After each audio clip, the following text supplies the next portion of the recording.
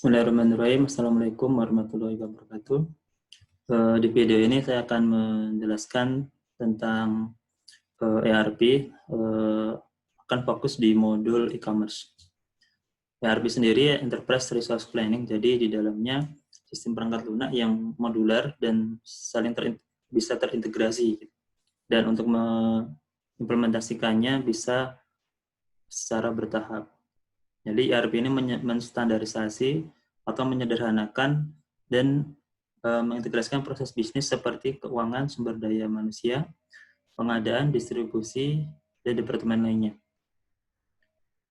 Aplikasi ini berbasis web dan terdiri dari modul-modul yang tersedia, antara lain dari mulai purchase, accounting, inventory, sales, purchase, point of sales, CRM, website, blog, chatting, SR, e-commerce, project management, dan juga masih banyak yang lain. Nah, untuk kali ini di video ini saya akan lebih banyak ulas untuk web atau yang e-commerce.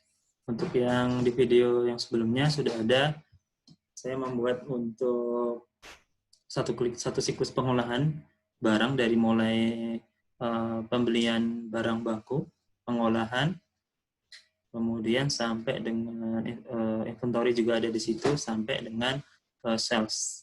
Namun belum sampai membahas channel penjualan menggunakan POS ataupun e-commerce. Di video ini kita akan fokus pembahasan untuk e-commerce. Nah, teknologi yang digunakan adalah bisa dilihat di slide ini. Kemudian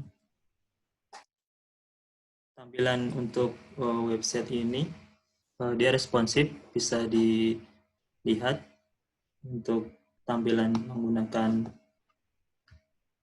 monitor laptop, komputer, ataupun untuk ada HP juga ataupun iPad gitu ya.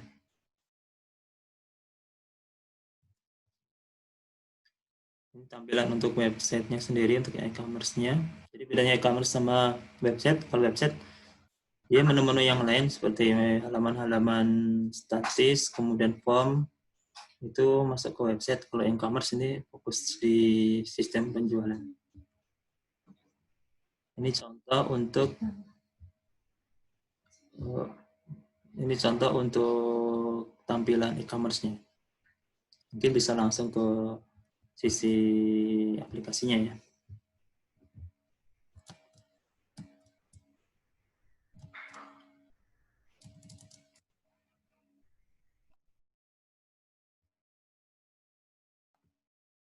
Di sini kita akan masuk ke sisi, nanti saya akan membuka dua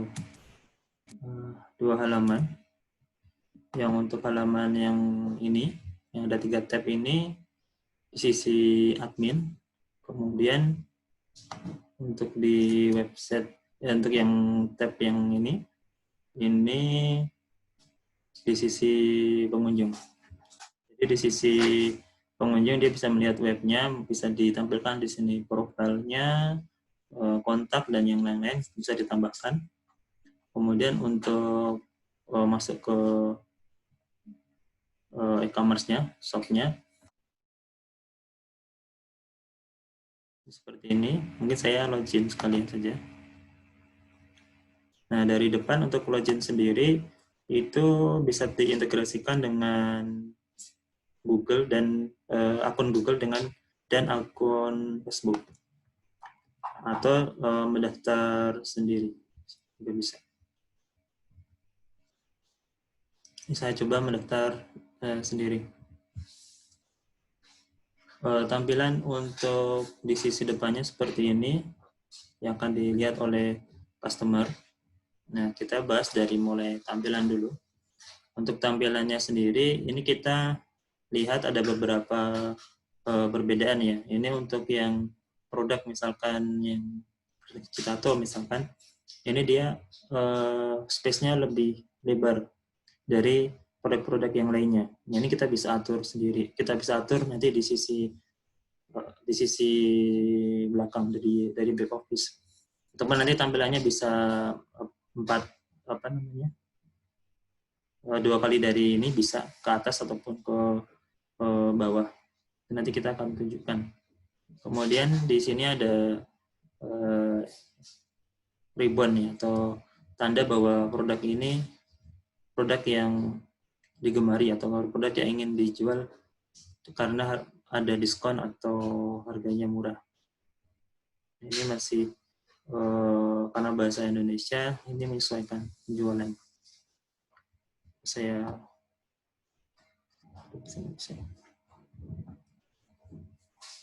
seperti ini. Kemudian untuk pencarian produk bisa by searching di sini.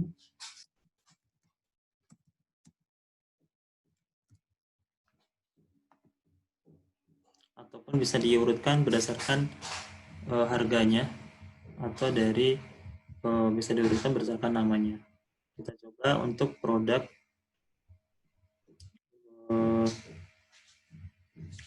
baju batik seragam. Nah, ini halaman ketika orang sudah milih satu produk, kemudian di dalamnya akan ada tampilannya seperti ini. Atau ini karena apa, gambarnya kecil jadi nggak bisa di zoom, saya coba tampilkan yang ini. Ini dia bisa di zoom untuk produknya. Kemudian yang kedua, di sini ada orang bisa menulis review ya, review dari produk itu. Kalau dia sudah beli, dia mau review, dia bisa memberikan rating.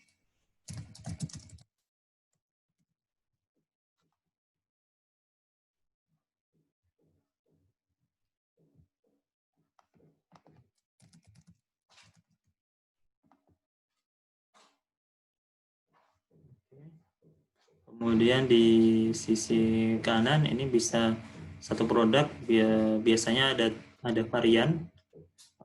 Kalau untuk yang produk ini saya setting untuk varian warna. Kemudian nanti bisa dimasukkan jumlahnya di sini, itemnya di sini.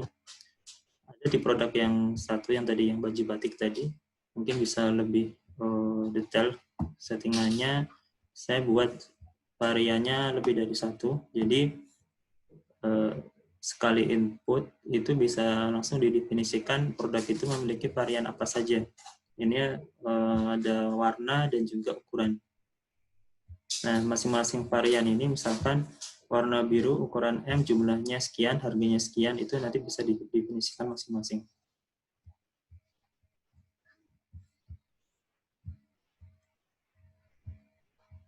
Nah, ini kita lihat di unit available, ini akan menyesuaikan. Misalkan saya pilih warna putih, kemudian S, dia unitnya berubah jadi 80. Kemudian yang kedua, selanjutnya adalah untuk harga. Kita bisa setting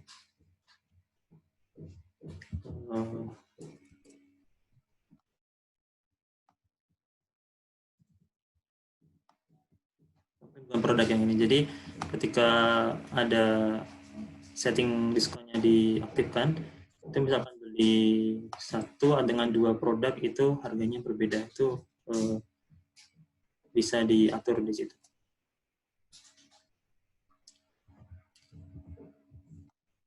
Ini pilih yang warna merah, misalnya masih labelnya. Kemudian add to chart. Nah, di halaman sini apakah dia masuk ke proses checkout atau kembali berbelanja lagi. Saya simulasikan dia akan berbelanja lagi. Nah, di situ saya memilih produk yang ini.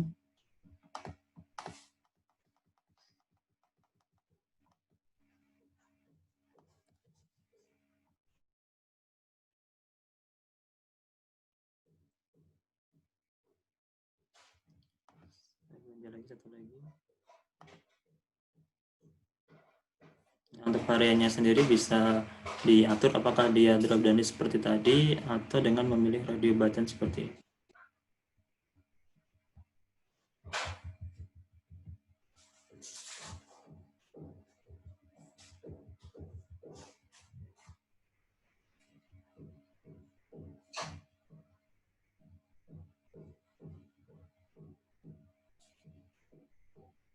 Oke. So, bisa langsung ke keranjang belanja, kemudian melakukan proses check out. Ini kalau memang sudah tidak ada barang yang mau dibeli lagi. Nah, di halaman checkout ini dia ada rangkuman dari pembeliannya ada di sebelah kanan, produknya, kuantitinya berapa, harganya berapa. Ada bisa di set juga untuk diskonnya. Kemudian metode pengiriman barang ini bisa kita atur sebanyak mungkin. Nanti tergantung dari pemilik toko, apakah pengirimannya berdasarkan jarak atau free atau COD, atau bahkan nanti bisa diintegrasikan dengan Tiki atau JNE, itu memungkinkan. Kemudian untuk pembayarannya sendiri bisa banyak, bisa cash ataupun menggunakan online payment. Di sini saya menggunakan salah satu afiliator Midtrans, nah bisa pakai yang lain juga. Ini bisa dilihat biayanya ya, bisa memilih biaya yang paling murah. Mungkin bisa dibandingkan antara ada penyedia yang lain juga. Nah, di sini menerima pembayaran QRIS, GoPay, OVO, Link Aja, dan yang ini untuk transfer bank menggunakan virtual account. Nah, kalau untuk yang Serverbase ini dia ada QRIS, jadi yang GoPay sudah QRIS, jadi walaupun customer menggunakan OVO, Link Aja, Dana, dan yang lainnya, itu bisa diproses oleh GoPay. Ini saya coba yang ini. Saya masih menggunakan permanent testing, jadi belum bayar beneran, tapi bisa disimulasikan.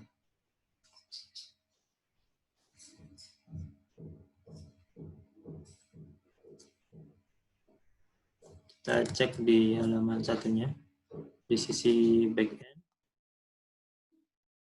Di sisi backend kita akan lihat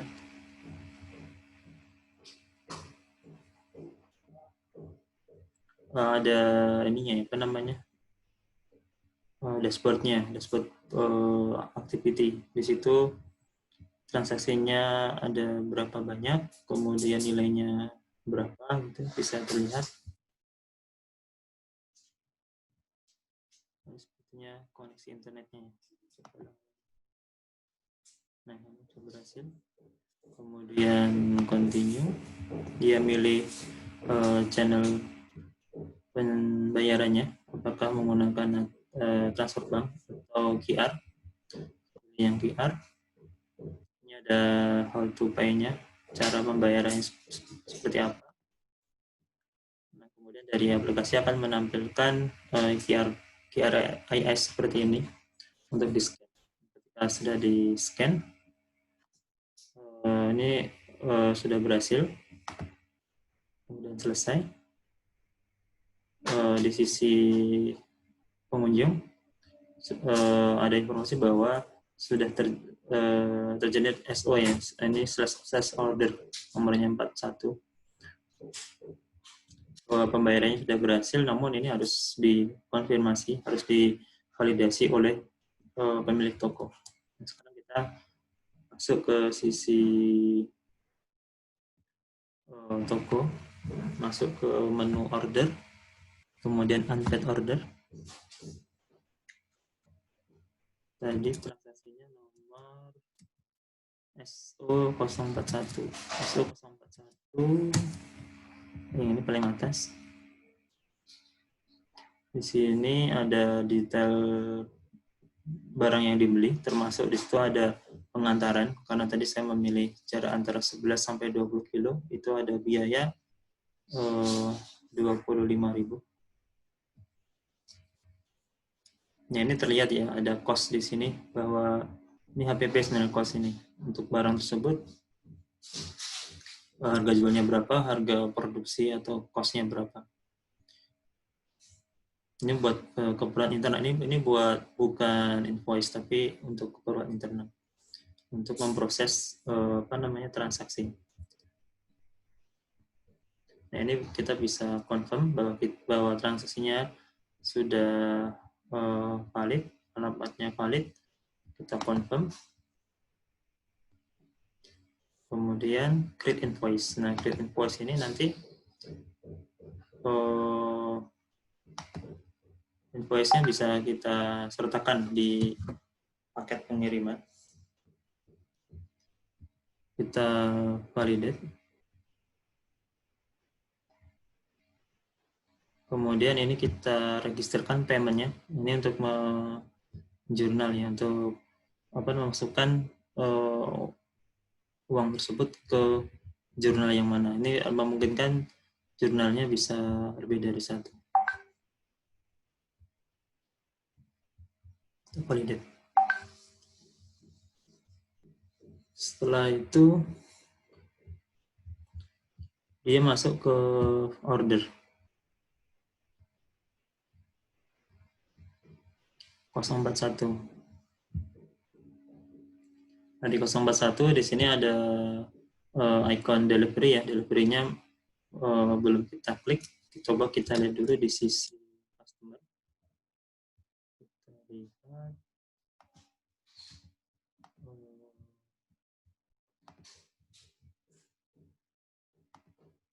akun. Jadi si customer bisa melihat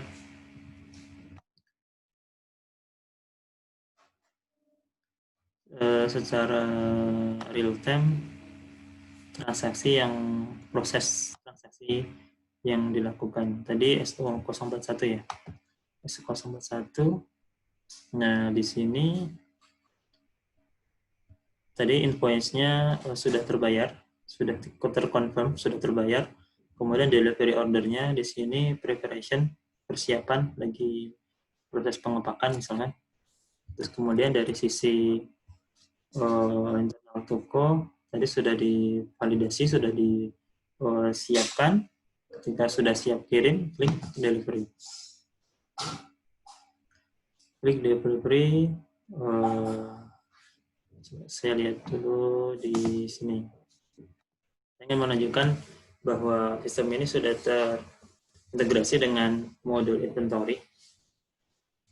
Jadi saya cek di menu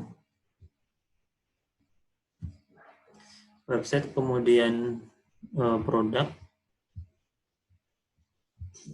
Tadi ada transaksi batik sebanyak 50. Kita lihat untuk batik sendiri.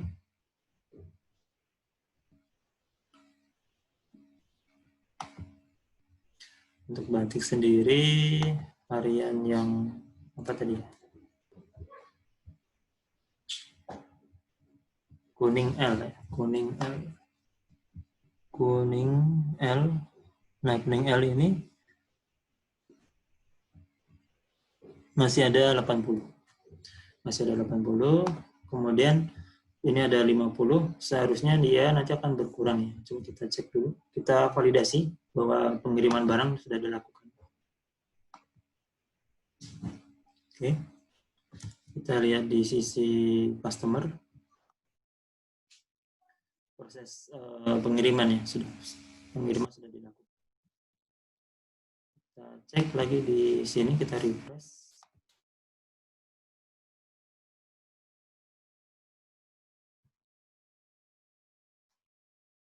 Berarti seragam kuning L ini sudah berkurang jadi 30. Tadi ada 80.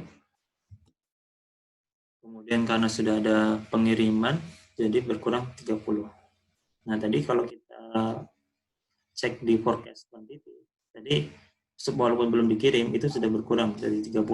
Jadi bisa memperkirakan produk yang akan tersedia berapa ketika transaksi itu, ketika ada sebuah transaksi masuk walaupun itu belum diproses. Bedanya forecast sama quantity on hand ini adalah, kalau yang on hand adalah real di gudang ataupun di tempat penyimpanan barang. Kalau forecast quantity ini bisa memperkirakan barang yang akan dibeli berapa. Ini sebenarnya untuk yang forecast bisa juga memperkirakan barang yang datang. Artinya ketika ada pembelian ke vendor, ketika prosesnya sudah dijalankan, itu akan ada forecast, akan ada perkiraan di situ barang akan datang sekian gitu. Itu bisa kita lihat. Oke, masuk ke sisi di sisi customer, ini sudah selesai ya, barang sudah sampai di tujuan. Nah, sekarang kita masuk ke sisi setting untuk e-commerce-nya. Itu saya coba untuk yang press list ya, untuk yang press list.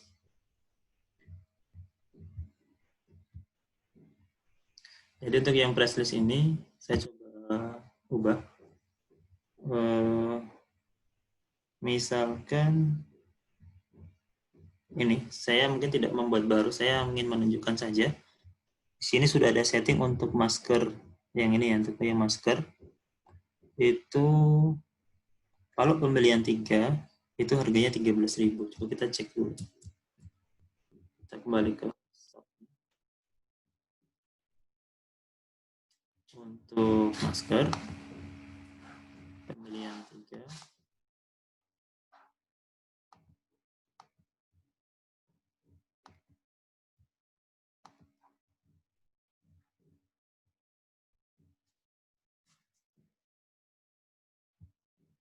Oh, settingannya masih belum. Beli 3.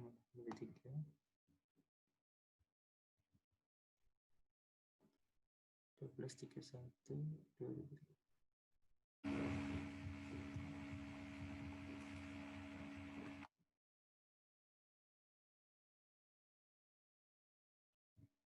Untuk end date ini bisa kita kosongin ya.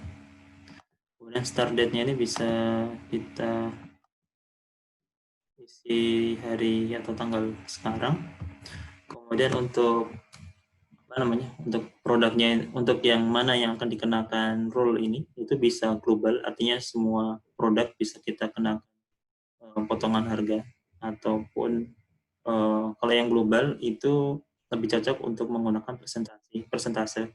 Jadi misalkan kasus Lebaran atau Ramadan ya. Untuk Ramadan 1 bulan penuh diskon 10% gitu. Jadi semua barang all item bisa kita diskon 10%. Nanti sistem akan menghitungkan nilai after diskonnya berapa sesuai dengan persentase yang kita hitung. Nah, kalau yang untuk produk ini bisa kita setting fixed price. Jadi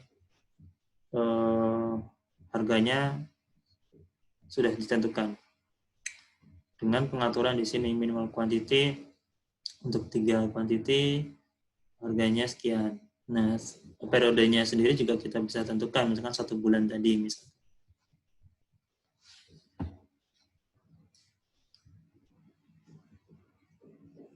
Ini juga bisa bertingkat ya, dari mulai 3 item, 20 item, 100 item. Itu minimalnya gitu ya. Itu otomatis ketika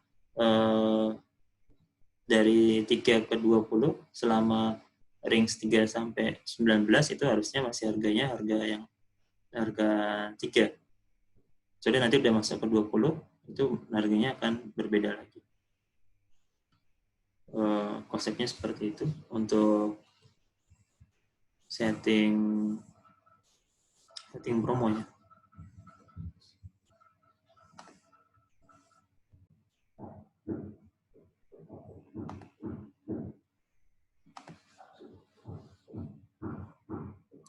Lanjut lagi, saya ingin menunjukkan untuk settingan di depan tadi yang saya sempat sampaikan. Jadi untuk misalkan karena misalkan untuk yang baju batik kita akan bisa kita customize di sisi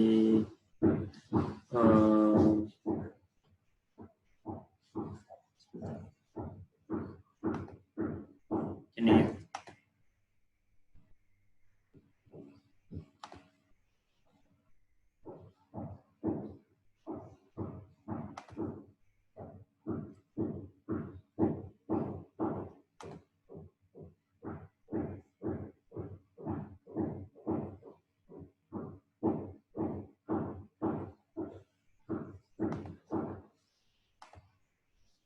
Kita edit, kemudian ini kita klik seperti ini. Kita kan bisa tadi saya ukuran misalkan seperti ini, maka dia ambil 4 bagian. Nah, seperti ini. Dia akan tampilnya seperti ini. Pun bisa memanjang seperti yang di bawahnya, ataupun dia vertikal, itu bisa.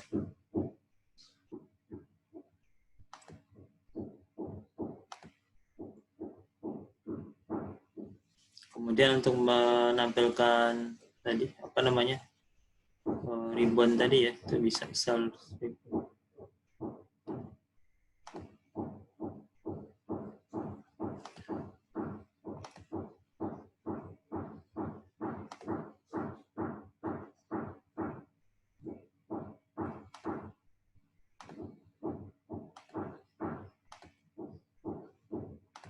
kalau kita mau lihat tampilan secara apa di mobile ya, ini tampilannya seperti ini, dia responsif.